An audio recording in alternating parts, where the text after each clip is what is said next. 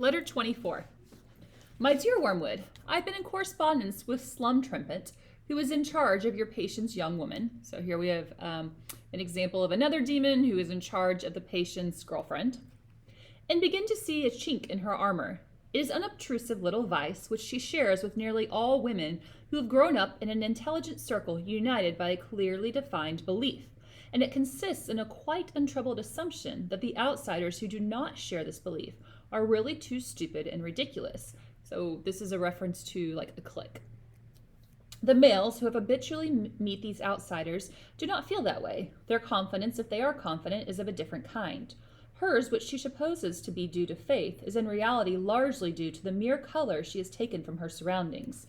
It is not, in fact, very different from the conviction she would have felt at the age of 10 with that kind of fish knives used in her father's house were the proper or normal or real kind, while those of the neighboring families were not real fish knives at all. Now, the element of ignorance and naivety in all of this is so large, and the element of spiritual pride so small, that it gives us little hope of the girl herself. But have you thought of how it might be made to influence your own patient? Basically, this is talking about, cliques and how the girl, if she's a Christian, is she looking down on people who are not Christians? And then in turn, can they get that to work for the patient and have him look down upon people who are not Christians as well? It is always the novice who exaggerates. The man who has risen in society is over-refined. The young scholar is pedantic. In this new circle, your patient is a novice. He is there daily meeting Christian life of quality he never before imagined, and seeing it all through an enchanted glass because he is in love. He is anxious, indeed the enemy commands him, to imitate this quality. Can you get him to imitate this defect in his mistress and to exaggerate it until what was a minor sin in her becomes in him the strongest and most beautiful of the vices, spiritual pride? In this letter, he does address the idea of spiritual pride and what that looks like. And he addresses a larger issue here that I think some Christians struggle with, which is, we know we're right. Like we know, right, who God, who Jesus, who the Holy Spirit is, right? And we know that. And so then you see the rest of the world as wrong if they don't know that. And so then how do you find that balance of knowing the truth versus interacting with people who don't believe the truth?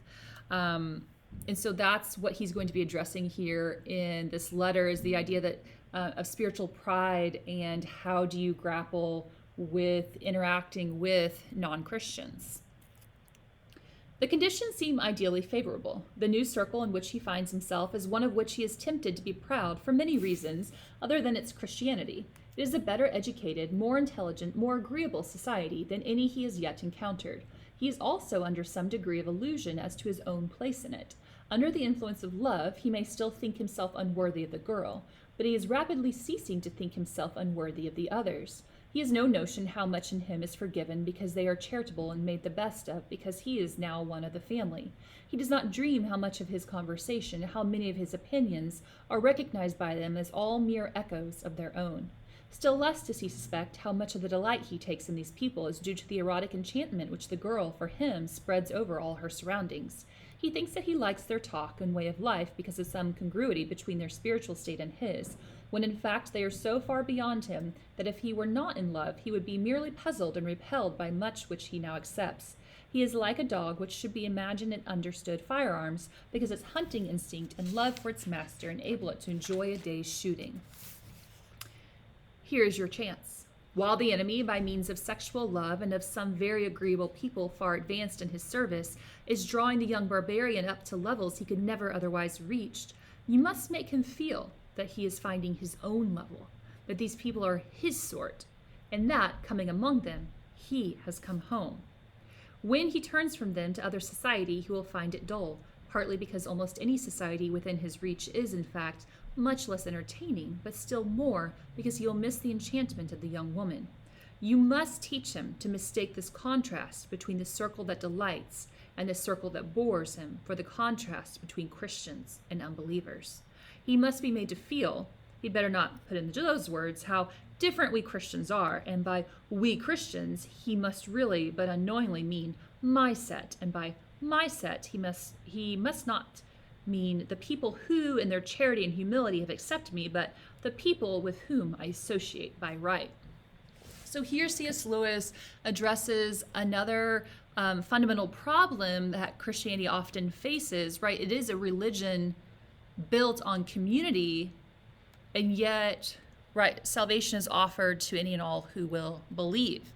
And so it is that age-old problem of, living in the world but not being of the world that Christians face. In John 17:14-15, it states, I've given them your word, and the world has hated them, for they are not of the world. My prayer is not that you take them out of the world, but that you protect them from the evil one.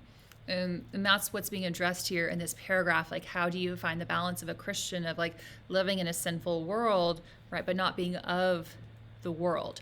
How do you find that community yet offer salvation to everyone, or offer the message of salvation the message of salvation to everyone, and what does that look like? And that's what C.S. Lewis is grappling with here. Success here depends on confusing him. If you try to make him explicitly and professedly proud of being a Christian, you will probably fail. The enemy's warnings are too well known. If, on the other hand, you let the idea of we Christians drop out altogether and merely make him complacent about his set, his friends, you will produce not true spiritual pride, but merely social vanity, which, by comparison, is a trumpery, puny little sin. What you want is to keep a sly self-congratulation mixing with all his thoughts and never allow him to raise the question, what precisely am I congratulating myself about? The idea belonging to an inner ring, of being in a secret, is very sweet to him. Play on that nerve. Teach him, using the influence of this girl when she is silliest, to adopt an air of amusement at the things the unbelievers say. Some theories which he may meet in modern Christian circles may here prove helpful. Theories, I mean, that place the hope of society in some inner ring of clerks, some trained minority of theocrats. It is no affair of yours whether these theories are true or false. The great thing is to make Christianity a mystery religion in which he feels himself one of the initiates. Pray do not fill your letters with rubbish about this European war. Its final issue is, no doubt, important, but that is a matter for the High Command. I am not in the least interested in knowing how many people in England have been killed by bombs. In what state of mind they died, I can learn from the office at this end. That they were going to die sometime, I knew already. Please keep your mind on your work. Your affectionate uncle, Screwtape. So Screwtape tells Wormwood at the end here, yes, the war is going on, but don't get distracted by that. You are failing at tempting this patient. You should be concerned about your failure with him and be focusing on tempting him rather than anything else that is going on right now.